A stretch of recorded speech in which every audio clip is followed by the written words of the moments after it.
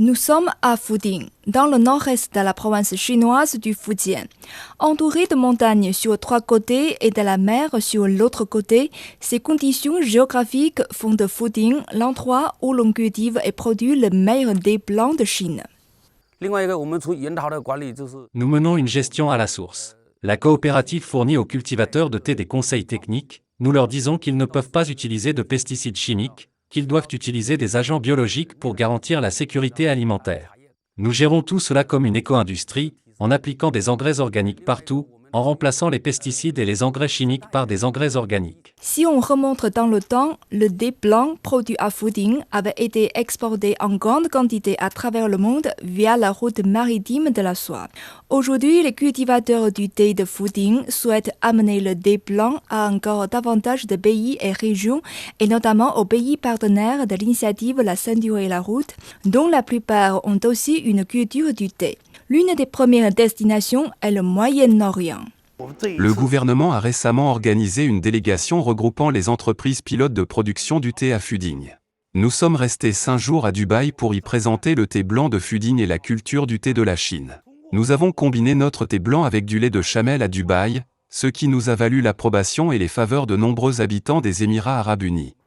En raison des différences culturelles, sociales et économiques, les habitudes de consommation de thé des différents pays et régions ne sont pas les mêmes que les nôtres.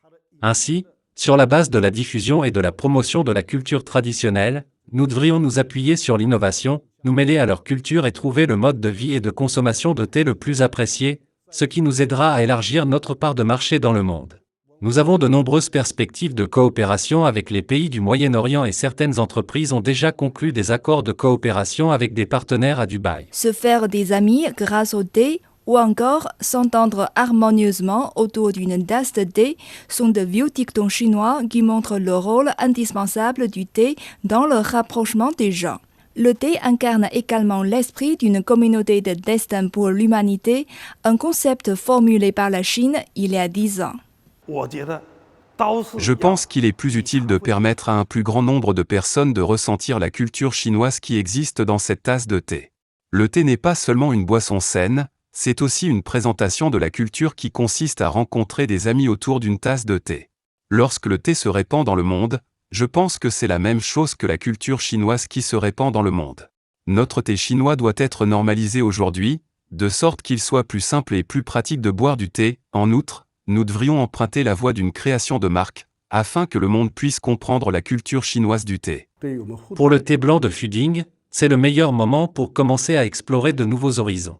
L'initiative La Ceinture et la Route, mise en avant depuis 10 ans par la Chine, a créé un environnement très favorable à nos exportations.